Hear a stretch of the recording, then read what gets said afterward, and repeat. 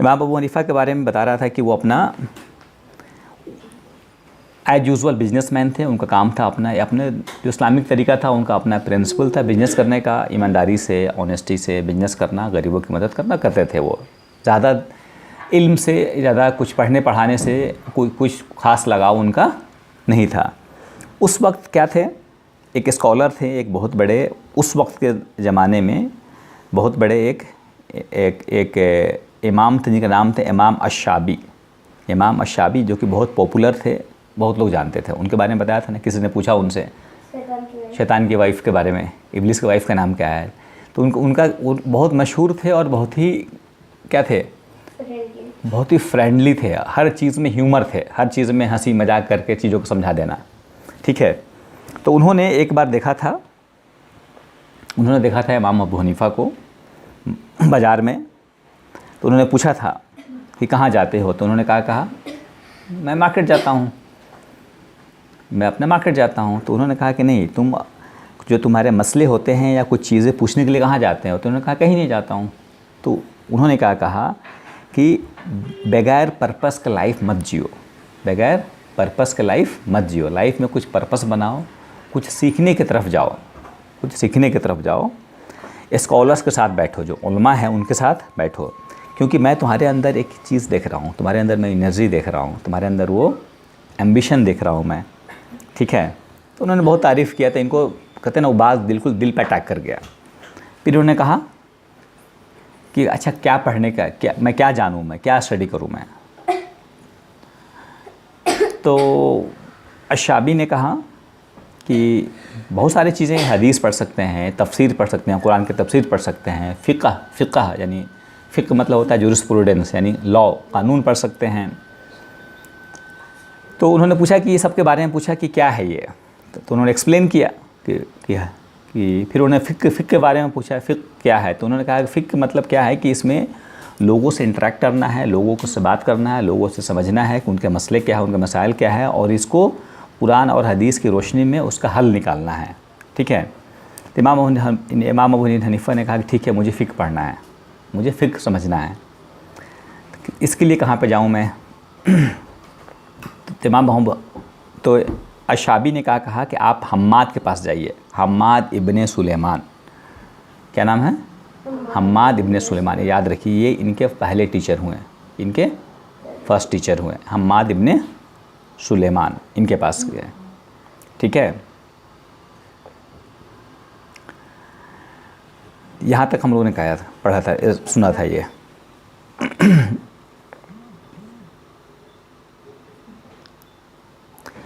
उस वक्त जो है, उस वक्त एक और था कूफा में, मैंने बताया था कूफा पॉलिटिकली कितना डिस्टर्ब था। कूफा जो है ना पॉलिटिकली काफ़ी डिस्टर्ब था और बहुत तरह के लोग थे, बहुत तरह का डिबेट होता था। इस्लाम के अंदर ही बहुत डिबेट होता था, कोई किसी चीज़ को मान रहा है, कोई कुछ चीज़ को मान रहा है। प्लस क्रिश्चियनिटी थी, उसके अलावा ज्यूस था, यानी वहाँ पे ईसाई और यहूदी, प्लस ऐसे भी अलग अलग रिलीजन के लोग थे। ईसाई और यहूदी एक अलग अलग रिलीजन है, ठीक है। तो मुसलमानों के अंदर भी बहुत सारे ग्रुप्स थे और बहुत सारे डिबेट होते थे, बहुत सारे बहस तकरार होता था, ठीक है। इमाम अबू हनीफ़ा इन सब से दूर रहते थे, किसी तरह के बहस से दूर रहते थे, ठीक है। उनका कहना था कि जो भी बहस होता है इस्लामिक, उसमें उनका अपना मानता था कि इसमें मैं एक ही चीज़ देखता हूँ। सारे बहस में लोग ये प्रूफ करना चाहते हैं कि सामने वाला काफिर है। क्या प्रूफ करना चाहते हैं? कि दूसरा जो है वो काफिर है, इस्लाम को नहीं मानता है। तो उनका कहना था कि इसमें मुझे इस बहस में कोई मुझे अच्छाई नहीं नज़र आती है, ऐसे बहस में मुझे कोई अच्छाई नज़र नहीं आती है। उस वक्त और भी था, उस वक्त खवारिज मूवमेंट था। खवारिज मूवमेंट जो था ना, बहुत ही एक अलग टाइप के, अस पर बैठ जाओ बेटे। खवारिज मूवमेंट था वो बहुत ही, उसमें अलग टाइप का, उसमें अलग फितना था एक।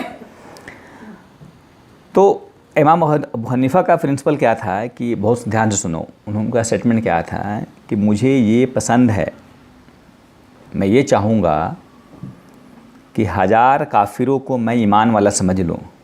1000 काफिरों को, 1000 काफिर हो उसको मैं ईमान वाला समझ लूँ गलती से, ये मेरे लिए ज़्यादा बेहतर है कि मैं एक ईमान वाले को गलती से काफिर समझ लूँ। समझ में आया? हजारों काफिरों को गलती से ईमान वाला समझ लूँ, ये अच्छा है इससे कि मैं एक ईमान वाले को गलती से काफिर समझ लूँ। Did you get it?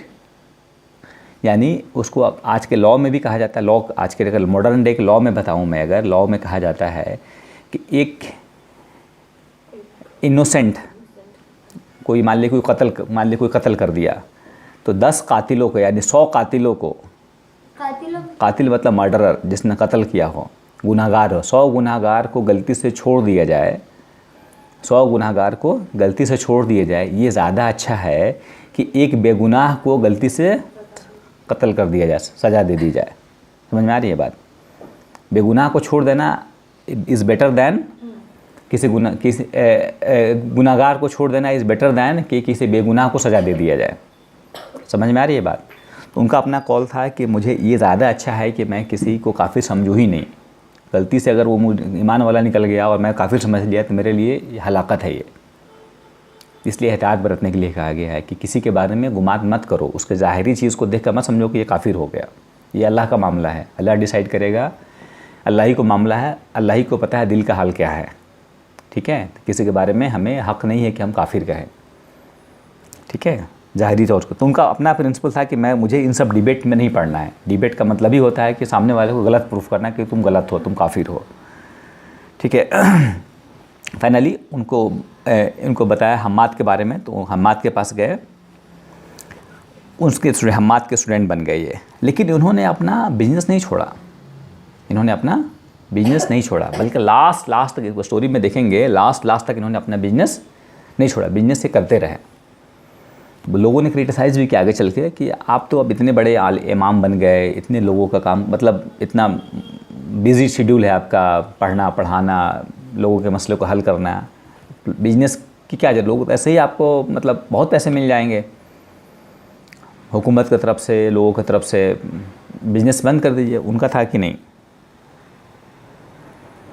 उनका था कि मुझे फाइनेंशियल फ्रीडम चाहिए, मुझे पैसे की आज़ादी चाहिए, कि मुझे ये नहीं कि मैं किसी लोगों के भरोसे रहूं, मैं लोगों के भरोसे मुझे नहीं चाहिए। क्योंकि जब तक फाइनेंशियल फ्रीडम नहीं होगा तब तक हम किसी के बारे में सही से हम फैसला नहीं दे सकते, फतवा नहीं दे सकते। जो आपको पैसा दे रहा है, जो आपको सैलरी दे रहा है, उसके ख़िलाफ़ बोलना हो बहुत मुश्किल काम है। कोई शहर का कोई हाकिम है, उसी से आपको तनख्वाह मिल रहा है, उसी से पैसे मिल रहा है, उसी के अगेंस्ट आपको बोलना हो, आप बोलेंगे? नहीं बोलेंगे। लेकिन आप क्योंकि उससे पैसा वहीं से मिल रहा है, आपको महीना वहीं दे रहा है। लेकिन अगर आपको उससे कोई ताल्लुक़ नहीं है, इंटरेस्ट नहीं है, कोई पैसे का ताल्लुक़ नहीं है, तब आप कुछ जो हक़ है आप बोल सकते हैं। तो उनका अपना मानना था कि हमें पैसे कहीं से नहीं लेने, हमको अपना बिजनेस करना है। और उनका मानना था कि बिजनेस इंसान को बहुत कुछ सिखा जाता है। बिजनेस जो है ना, इंसान को सही में तवक्कल सिखाता है। तवक्कल मतलब अल्लाह पे भरोसा, तवक्कल मतलब अल्लाह पे भरोसा वो सिखा देता है। क्योंकि बिजनेस हमेशा एक जैसा नहीं होता है, कभी अच्छे वक्त भी आते हैं, कभी बुरे वक्त भी आते हैं, कभी बहुत प्रॉफिट भी हो जाता है, कभी लॉस भी हो जाता है, कभी कम प्रॉफिट, कभी कम प्रॉफिट है। यानी आपको बिजनेस में हर तरह के हालात देखने को मिलते हैं। तो वो आपको सिखा जाता है कि ईमानदारी क्या होती है। आप पैसे आया तब कितने ईमानदार हैं, पैसे नहीं रहा था तब कितने सब्र, पैसे आप बहुत आ रहे हैं अब कितना कंट्रोल है आपको अपने ऊपर खर्च करने में, पैसे नहीं आ रहे हैं कितना भरोसा है कि अल्लाह देने वाला है। रिस्क देने वाला कौन है? अल्लाह। अब तो अगर बिजनेस पैसा नहीं आ रहा है तो वो सारी टेस्ट हो जाता है उसमें।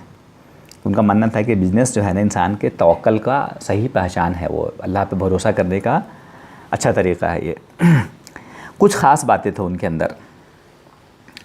पहली बात कि बड़े ही अच्छे से वो ड्रेस करते थे, नाइस ड्रेसिंग, बिल्कुल वेल टू डू, बिल्कुल नीट क्लीन, हमेशा साफ़ सुथरा खुशबू लगा के रहते थे, हमेशा वेल टू डू पसंद था उनको।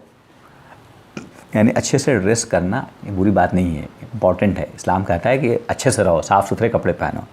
तो बहुत ही नीट एंड क्लीन रहते थे वो, बल्कि खुद भी रहते थे, अपने सारे स्टूडेंट्स को भी उनका ड्रेस कोड था।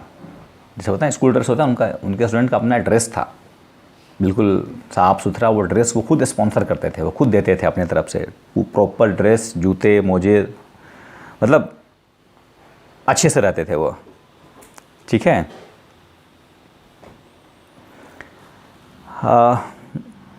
लोगों ने कहा भी, पूछा भी कि आप इतना बेहतरीन ड्रेस पहनते हैं, बहुत अच्छे से रहते हैं, तो उन्होंने कहा कि वाम्मा बिनिअमति रब्बिका फहद्दिस, कि अल्लाह ने कहा है कि जो तुमको ब्लेसिंग है तो उसको दिखाओ, शो करो।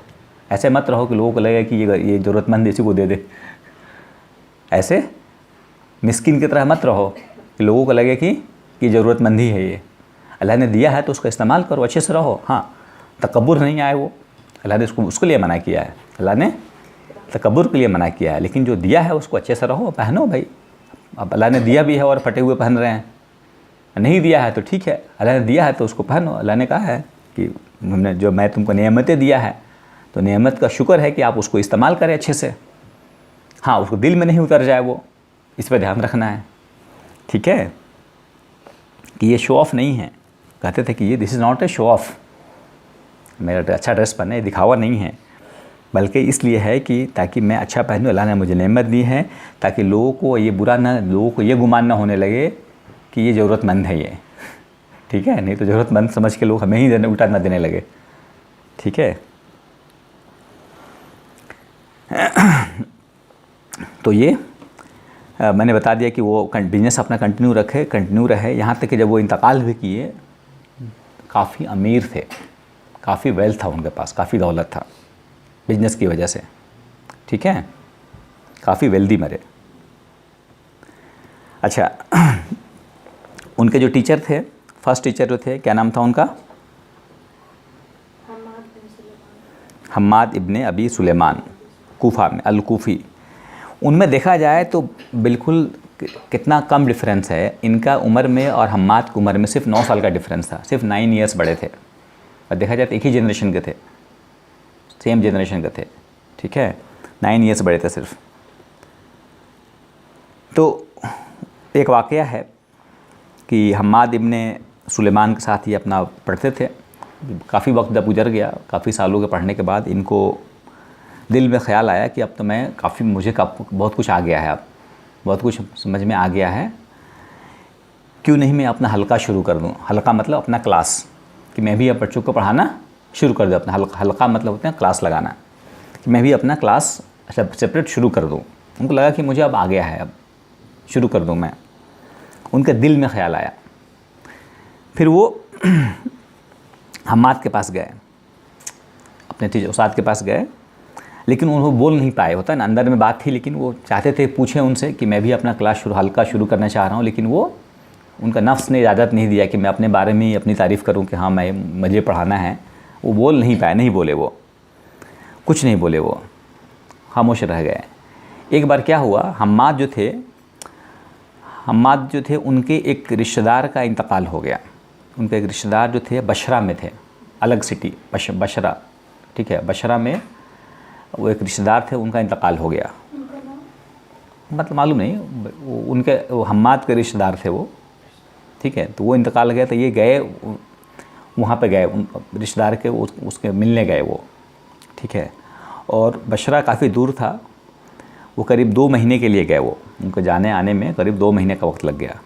तो जब वो गए तो उन्होंने इमाम अबू हनीफ़ा को अपनी जगह पर बोला कि आप कंटिन्यू कीजिए, क्योंकि हम्माद जो उस्ताद थे, बच्चे आते थे पढ़ने के लिए, उनका हल्का लगता था।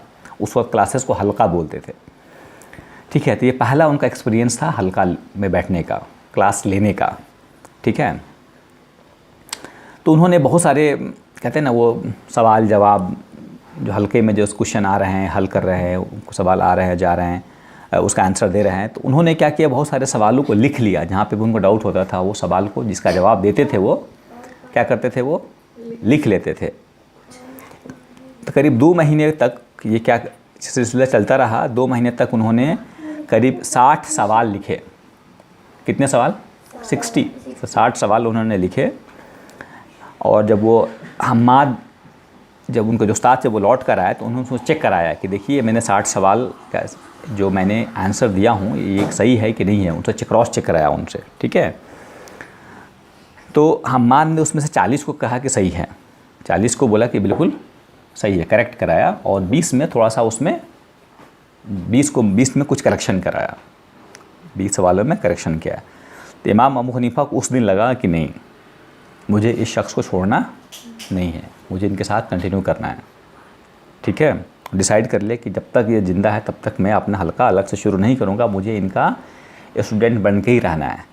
और यही हुआ भी, जब तक हम्माद ज़िंदा रहे उनका साथ ये नहीं छोड़े इमाम अबू हनीफ़ा। ठीक है। अच्छा, इनकी खासियत क्या थी? इनका उस्ताद और शागिर्द में क्या रिलेशन था, ये सुनने के बाद बहुत इंटरेस्टिंग है। सुनो ज़रा, गौर से सुनो। ठीक है ना। पहले तो ये बैठते थे पीछे, शुरू में इमाम अबू हनीफ़ा पीछे बैठते थे, मतलब हल्का लगा हुआ है, क्लास लगा हुआ है, क्लास में बैक बेंचर थे शुरू में।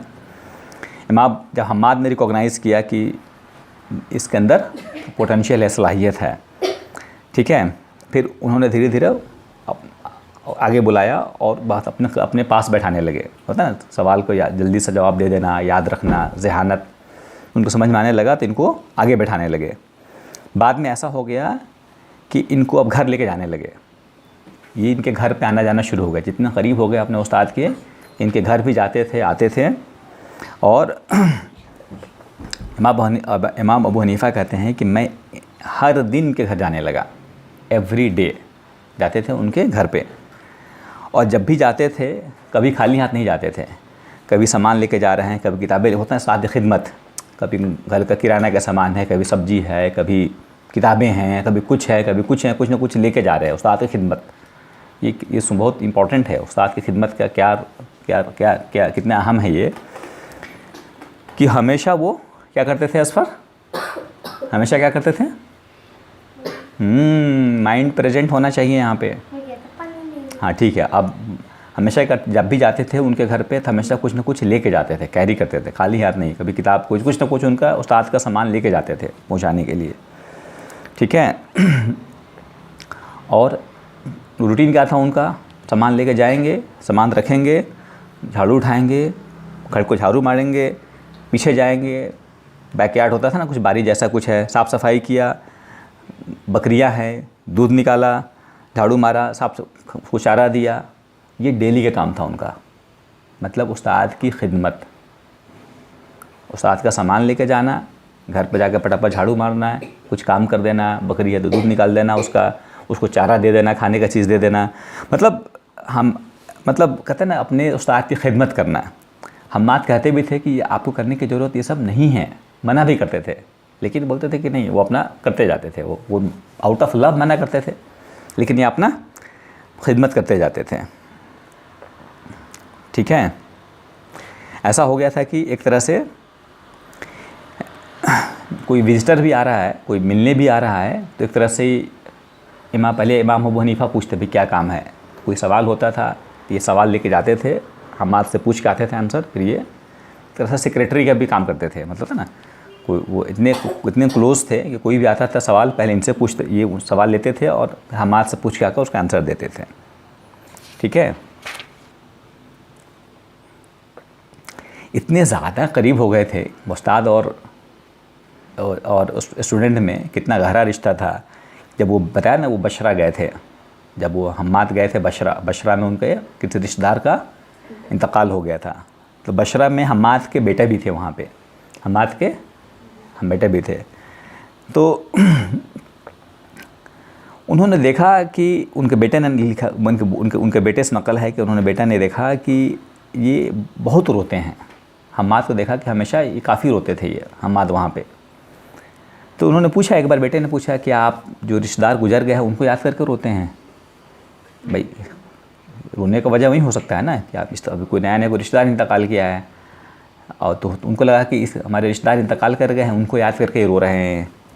उन्होंने कहा कि नहीं, मैं इमाम अबू हनीफ़ा को मिस कर रहा हूँ, मैं अपने स्टूडेंट को मिस कर रहा हूँ। कितना ताल्लुक़ था। कोई बताओ, कोई टीचर स्टूडेंट को याद करके रोता है? एक टीचर रो रहा है किसको याद करके? स्टूडेंट को याद करके। मतलब इतना गहरा ताल्लुक़ था उनका। ठीक है। हालांकि एज डिफरेंस कितना था, देखा जाए तो एक ही एज ग्रुप के हैं, 9 साल का कोई डिफरेंस नहीं है, सेम जनरेशन के हो गया। ऐसा नहीं कि वो 40 साल बड़े हैं और ये 40 साल छोटे हैं, सेम एज ग्रुप के हैं, लेकिन इतना एक कहते हैं ना अजमत था और एक कनेक्शन बिल्ट था। ठीक है।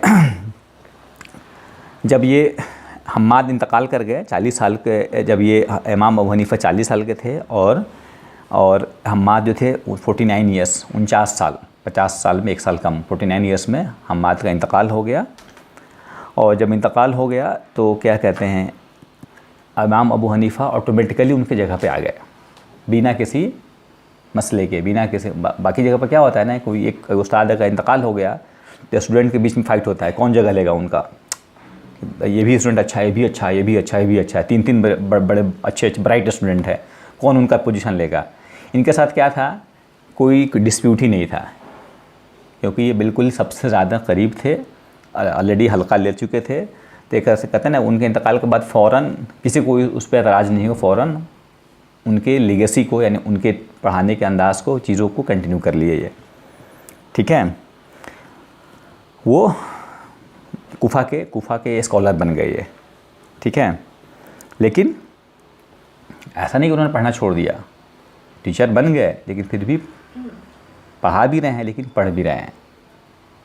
फिर उन्होंने और भी कई उस्तादों से पढ़ा, और भी कई उस्तादों से पढ़ा, बहुत सफ़र किया, बहुत ट्रैवल किया पढ़ाई के लिए, नॉलेज के लिए बहुत सफ़र भी किया, और अलग अलग टाइप्स के अलग अलग उस्तादों से मिले, स्कॉलर से मिले, उलमा से मिले और पढ़ा। ठीक है। इनके क्वालिटीज़ के बारे में कुछ ख़ास तौर पे। ठीक है। इनके साथ 2 चीज़ें थी कि ये सिर्फ नॉलेज ही नहीं था, बल्कि इबादत भी था। नॉलेज अलग है, इबादत अलग है, दोनों का कम्बिनेशन थे ये। नॉलेज भी बहुत था और इबादत का भी अलग लेवल था। बल्कि कहा गया है कि इनको कहते थे कि मैन ऑफ कुरान, मैंने कुरान को समझना, कुरान की समझ थी उनको। हिस्ट्री में 4 लोग ऐसे हैं जिन्होंने एक रकात में पूरा कुरान पढ़ लिया है। 4 लोगों के बारे में हैं, पूछेंगे नेक्स्ट क्लास में। 4 लोग हैं जिनके बारे में है कि एक रकात में, कैन यू इमेजिन, 20 रकात में नहीं, एक रकात में, रमज़ान के 1 महीने में नहीं, एक रकात में पूरा कुरान पढ़ने का 4 लोगों के नाम आता है उसमें, हिस्ट्री में। एक पहला आता है उस्मान रज़ियल्लाहु तआला अन्हु का, पहला आता है उस्मान रज़ियल्लाहु तआला अन्हु, उन्होंने एक रकात में पूरी कुरान पढ़ गए। दूसरा आता है एक बहुत मशहूर सहाबी हैं, तमीम इब्ने औस अद्दारी, तमीम इब्ने औस अद्दारी रज़ियल्लाहु तआला अन्हु, एक सहाबी हैं, उनका आता है। तीसरा आता है सईद इब्ने ज़ुबैर, जो कूफा में थे, जो कूफा से थे, सईद इब्ने ज़ुबैर। और चौथा नाम आता है इमाम अबू हनीफ़ा का, जिन्होंने क्या किया था, एक रकात में पूरा कुरान ख़त्म करने का है। पूरे लाइफ में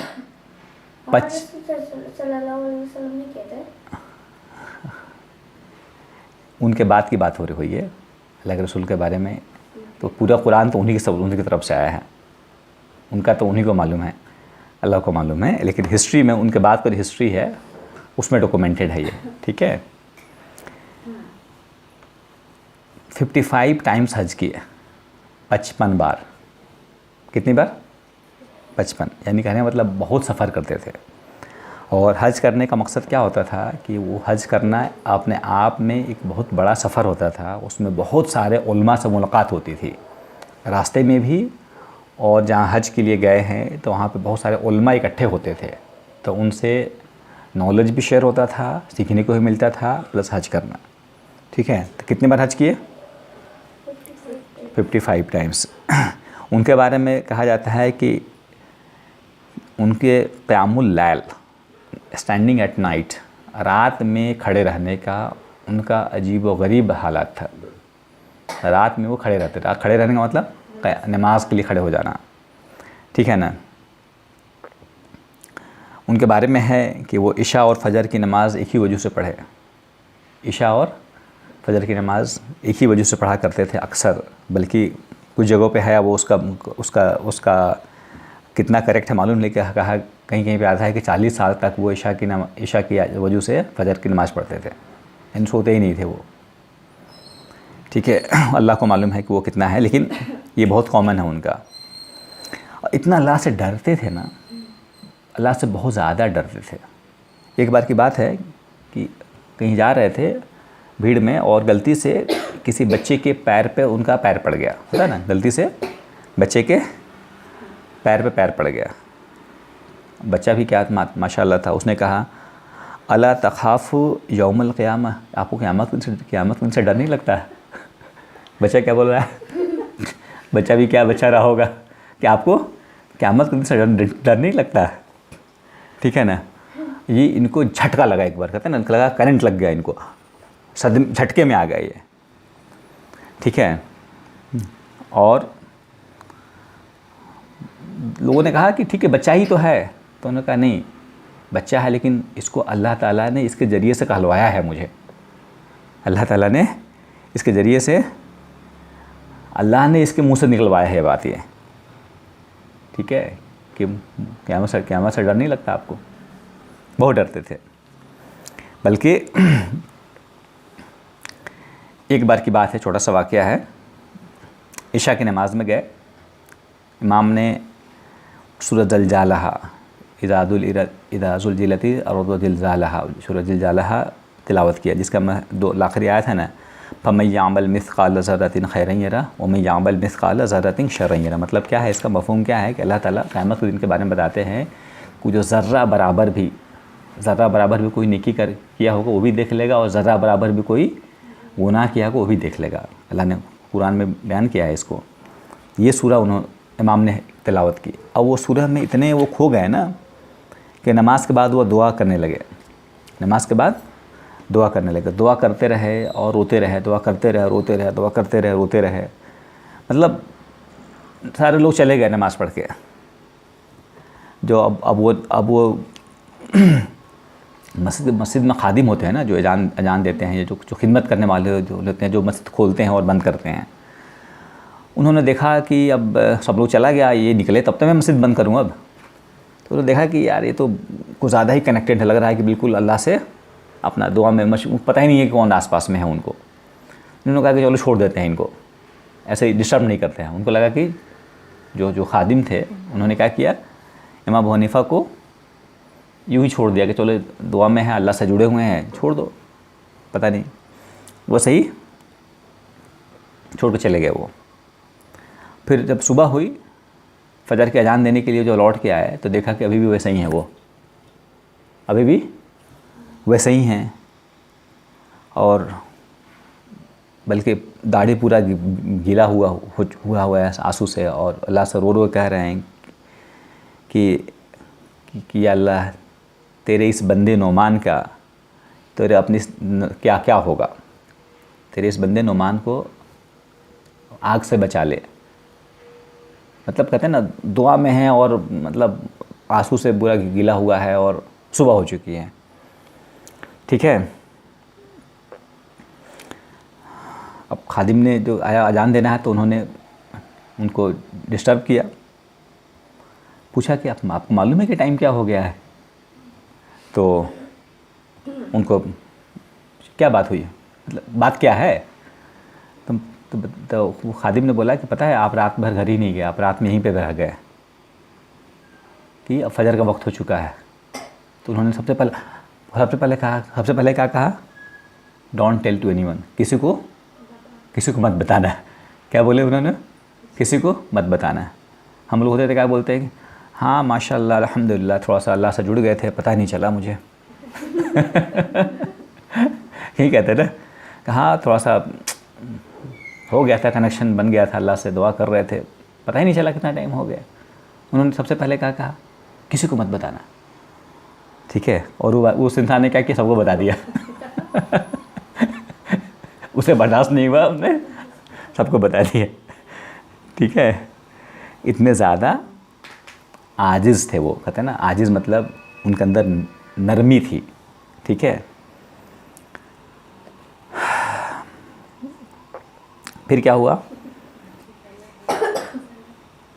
हाँ एक और वाक़या बता दें।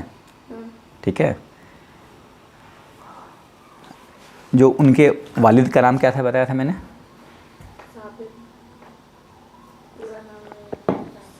साबित। साबित का इंतकाल हो गया था कब? जब ये इमाम अबू हनीफ़ा अभी छोटे थे, टीनेजर्स में थे, 11-12 साल के थे, लाइक यू। उसी वक्त उनके अब्बू का इंतकाल हो गया था। उस वक्त से ही वो पूरा बिज़नेस का कंट्रोल ले लिए। तब से वो बिज़नेस कर रहे हैं। अपने वालिद का जो बिज़नेस था उसको उन्होंने आगे बढ़ाया। ठीक है। और उस वक्त से वो बिज़नेस को कर रहे हैं। और आप डेली उनका रूटीन था कि घर पे जाना था और अपनी वालिदा को लेके जाते थे मस्जिद में। अपनी वालिदा को मस्जिद में जाते थे एवरी डे। उनकी वालिदा के बारे में आता है कि नॉलेज के बारे में तो ऐसा नहीं कि बहुत ज़्यादा नॉलेज थी, लेकिन बहुत तक़वे वाली थी। तक़वा मतलब अल्लाह से डरने वाली, इबादत करने वाली थी। ठीक है। ये काफ़ी दिनों के बाद, जब वो काफ़ी दिनों की बात है कि जब वो इमाम अबू हनीफ़ा जब काफ़ी होता ना, वो पढ़ने लगे थे, जब वो इमाम बन चुके थे, तब की बात है। लेकिन उनका रूटीन तभी भी था कि जाते थे अपने वालिदा को शाम में मस्जिद में लेके जाते थे। एक बार की बात है, घर गए, उनके वालिदा ने कहा, उनकी अम्मी ने कहा कि मुझे पता नहीं कि मैं मस्जिद जाना चाहिए कि नहीं जाना चाहिए मुझे, क्योंकि मेरे कपड़े पे एक कहीं से खून लगा हुआ है, खून आ गया है। तो उन्होंने पूछा किस टाइप का ब्लड है? तो कोई नापाक ब्लड नहीं था वो, लेकिन किसी जानवर, किसी चीज़ का मतलब खून लग गया, हाथ कहीं कट के या किसी के ब्लड लग गया है, कोई नापाक ब्लड नहीं था वो। तो इमाम बाबू ने कहा कि ठीक है, जा सकती हैं आप मस्जिद में, इससे कोई मसला नहीं है, बहुत ज़रा सा है और आप जा सकती हैं। उनकी मम्मी ने कहा आपको, तुम्हें कैसे मालूम? तुम्हें कैसे मालूम? उन्होंने कहा कि थोड़ा सा ब्लड है, कोई नापाक भी नहीं है। और उन्होंने एक्सप्लेन करना शुरू किया कि कोई मसला नहीं है, इसमें आप जा सकती हैं। तो उन्होंने बोला कि नहीं। मम्मी ने कहा है कि मुझे जाना है, उमर इब्ने अबी ज़र के पास पूछना है। उमर इब्ने अबी ज़र कौन थे? उमर इब्ने अबी ज़र उस वक्त बड़े ही फेमस मैन थे, काफ़ी जाने जाते थे अपने बोलने के लिए। होता है ना, कोई लोग होते हैं ना बहुत मशहूर हो जाते हैं उनके बोलने की सलाहियत में, तो उनको बोलना आता था बहुत अच्छे से, जाने जाते थे, नॉलेजेबल थे। नहीं, मुझे जाना है किसके पास? उमर इब्ने अबी ज़र के पास जाना है। इमाम अबू हनीफ़ा ने कुछ नहीं कहा। इमाम अबू हनीफ़ा कुछ नहीं कहा। उन्होंने कहा ठीक है, आराम से उनको लेके गए। कहाँ? उमर इब्ने ज़र के पास। तो उन्होंने अपने गए, इनके वालिदा गई, अपना सवाल की थी। उमर इब्ने ज़र ने कहा कि ठीक है, मैं इसके बारे में चेक करूँगा, ज़रा मुझे पढ़ के चेक करके मुझे समझ के आपको बताऊँगा। मैं आज नहीं बता सकता हूँ, मैं आपको बता सकता हूँ मैं। और उमर इब्ने ज़र कौन थे? इमाम अबू हनीफ़ा के स्टूडेंट थे। कौन थे ये? इमाम अबू हनीफ़ा के। वो कहाँ पे आए पूछने के लिए? इमाम अबू हनीफ़ा के पास पूछने आए।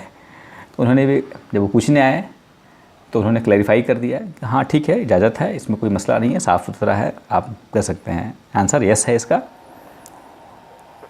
ठीक है।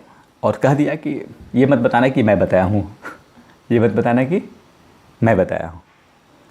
फिर उन्होंने जाके बताया। कहने का मतलब क्या है कि हम होते तो क्या कहते हैं, अम्मी वो मेरा स्टूडेंट है, वो नहीं बोलते ना, वो क्या, उसको तो मैं पढ़ाता हूँ, उसको तो मैं पढ़ाता हूँ। लेकिन इतनी आजिज़ी थी, मतलब इतनी ज़्यादा नरमी थी। ठीक है, कोई बात नहीं। उनकी माँ बोल रही किससे पूछने के लिए? उस आदमी से पूछने के लिए जो इनका स्टूडेंट है। लेकिन फिर भी वो कुछ नहीं, खामोशी के साथ ठीक है जाओ, ये स्टूडेंट से पूछ ले, अपना बता भी दिया और अपना नाम भी नहीं आने दिए कि मैं बताया हूँ। इतने ज़्यादा ध्यान रखते थे इन सब चीज़ों का। ठीक है।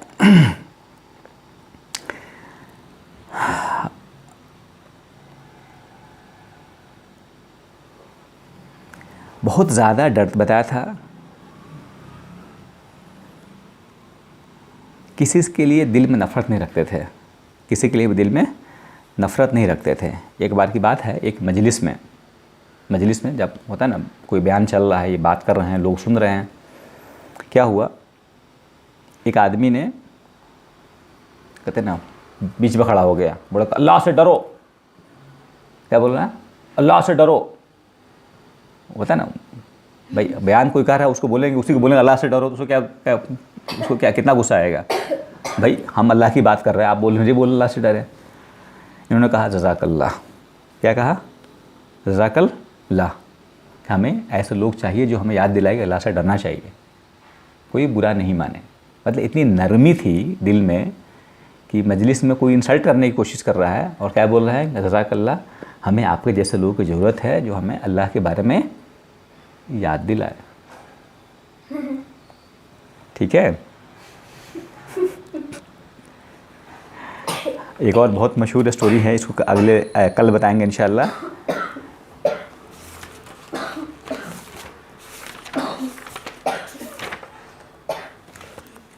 कल इसके बारे में बताएंगे। उनके एक पड़ोसी का वाक़या है, उनका एक पड़ोसी था, उसके बारे में एक वाक़या है।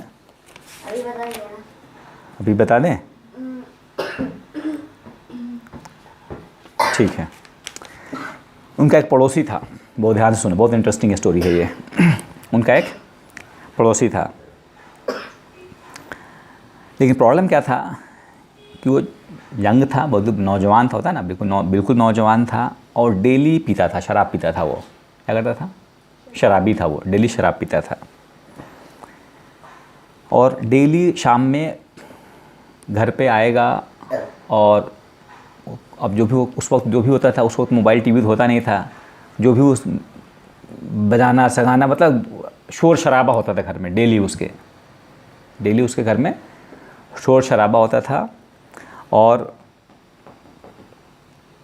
चीखेगा, वो चिल्लाता था, चीखता था, कुछ गाता था, होता था गाने का उस वक्त रिवाज था ना, तो कुछ ना कुछ गाता था वो, कुछ पोएट्री टाइप का टूटा फूटा कुछ ना कुछ। पीने के बाद कैसे आवाज़ आती है, कुछ ना कुछ गाता था और सबके बारे में गलत सच बोलता था। कहता था कि अदा ऊनी, यानी सब लोगों ने मुझे छोड़ दिया, सब ने मुझे ठुकरा दिया। क्या कहता था? सब ने मुझे छोड़ दिया, पूरे समाज ने मुझे छोड़ दिया, मुझे परिवार ने छोड़ दिया, मेरे घर वालों ने छोड़ दिया, सब ने मुझे अकेला छोड़ दिया। ठीक है ना। जब आदमी खुद पागल हो जाता है तो क्या करता है? सब पे ब्लेम करता है। जब आदमी खुद गलत काम करता है तो क्या करता है? सब पे ब्लेम करता है। अपने आप को ब्लेम नहीं कर रहा है कि मैंने शराब पिया है, कि मैं गलत कर रहा हूँ। क्या करता था? सबको ब्लेम करता था। वो चिल्ला के होता है ना, शराब के नशे में। और इमाम अबू हनीफा पड़ोसी थे, चुपचाप सुनते थे, कोई रिएक्शन नहीं, कुछ नहीं। हो सकता है दुआ करते हों, लेकिन कभी रिएक्शन नहीं दिया, कभी कुछ नहीं किया। एक बार की बात है, एक रात की बात है कि वो देखिए कोई आवाज़ ही नहीं आ रही है पड़ोस से, तो उनको लगा कि पता नहीं क्या हो गया। हो सकता चलो सो गया होगा, आज नहीं पिया होगा या ज़्यादा पी लिया होगा, सो गया होगा। नेक्स्ट डे देखे कि फिर भी आज भी आवाज़ नहीं आई, तो उनको लगा कि अरे क्या हो गया इसको, आज दूसरा दिन हो गया, आज भी कोई शोर शराबे की आवाज़ नहीं आ रही है। उन्होंने जाकर डोर को नॉक किया, घर को नॉक किया, देखा घर में कोई नहीं है, तो उनको लग गया, फ़ौरन गए खलीफा के पास। ठीक है, वो अबू जाफ़र उस वक्त खलीफा थे। तो उन्होंने, कहते हैं ना, रात में ही, हालांकि अगले दिन हल्का लगता है, उनका क्लासेस चलते हैं, सब छोड़ दिया। कहाँ चले गए? ढूंढने के लिए खलीफा के पास। पता किया, पता चला कि इंक्वायरी की, पता चला कि वो जेल में बंद है। अबू जाफ़र जो हाकिम है, उसने कहाँ बंद कर दिया, उसको जेल में बंद कर दिया। क्यों? क्योंकि कितने लोगों से पैसे ले रखे हैं, कर्जा ले रखा है, सब लोग उसके पीछे पड़े हुए थे। तो जब बादशाह को मालूम हुआ तो उसने उसको जेल में डाल दिया कि भाई इतने लोगों का हज़ारों रुपये, लाखों जो भी ये पैसे लिए रखे हैं, लौटा नहीं रहा है, इसलिए उसको जेल में डाल दिया। ठीक है। इमाम हनीफा उसे जेल में मिलने गए, पूछे भाई कि कितना पैसा है, तो पता चला कि 85,000 85,000 दिरहम उस पर कर्ज था। कितना था? 85,000 दिरहम उस पर कर्ज था। अब वो घर आए, पैसे लेकर गए, पैसे जिसका कर्ज था उसको कर्ज दिया और उसको छुड़ाया, वहाँ से जेल में से आज़ाद कराकर घर पर लेकर आए। जब घर पे लेकर आए, वो आदमी देख रहा है, कह रहा है कि आपने क्यों किया, ये आपने क्यों किया? भाई मैं कौन हूँ भाई? एक पड़ोसी, ना कोई रिश्तेदार, ना कुछ नहीं, और 85,000 दिरहम आप सारा मेरे कर्ज को चुका के और मुझे जेल छुड़ा के, मैं आपने ऐसा क्यों किया? मतलब वो उसको, कहते ना, वो झटके में लग गया उसको, ये ऐसा कैसे हो, कौन कर सकता है ऐसा? ठीक है। उन्होंने हंस के बोला, तो बोलते थे कि तुमको सारे लोगों ने छोड़ दिया, क्या तुमको क्या लगता है तुमको लोगों ने छोड़ दिया है, हैं? तुमको लोगों ने छोड़ दिया है। तो रोज़ चिल्लाता था ना कि मुझे लोगों ने छोड़ दिया, मुझे समाज ने छोड़ दिया, मुझे ये सब ने छोड़ दिया। क्या तुमको लगता है कि सब ने छोड़ दिया है? बल्कि उसको इतना असर हुआ कि वो इमाम अबू हनीफ़ा का स्टूडेंट बन गया। वो इंसान क्या हो गया?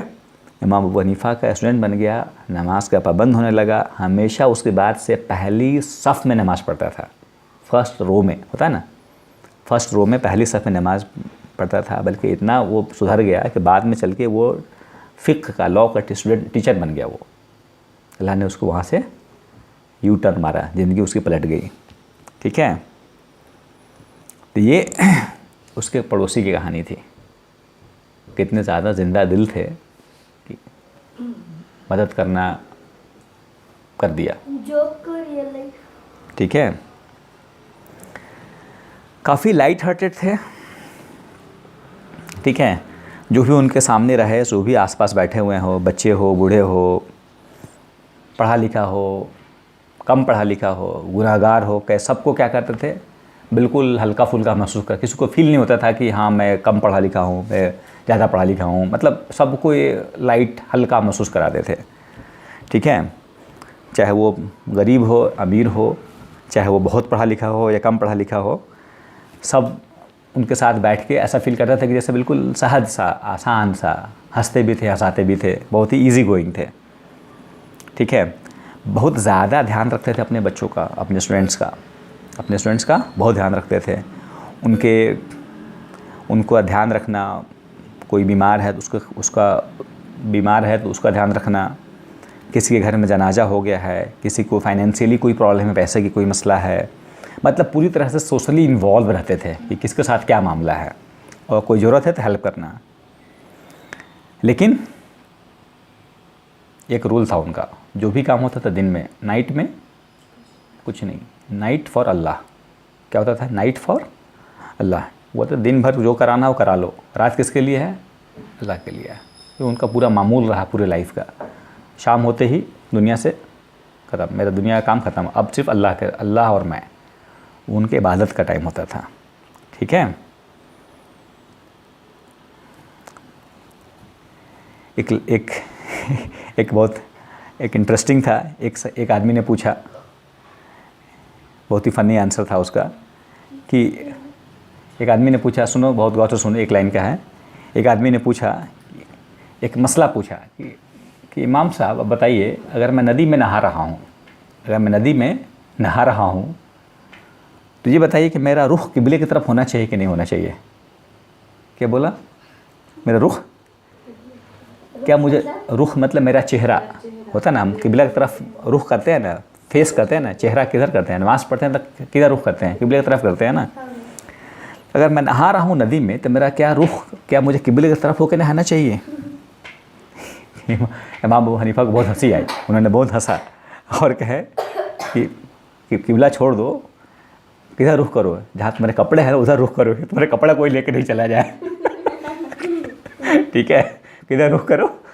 जहाँ कपड़े तुम रखे हो ना उधर रुख करके नहाओ, वो ज़्यादा इंपॉर्टेंट है। ठीक है, डोंट वरी अबाउट किबला, किबले के बारे में मत सोचो, अपने कपड़े के बारे में सोचो, उधर रुख करके नहाओ। ठीक है, आगे इंशाल्लाह और इनके बारे में है।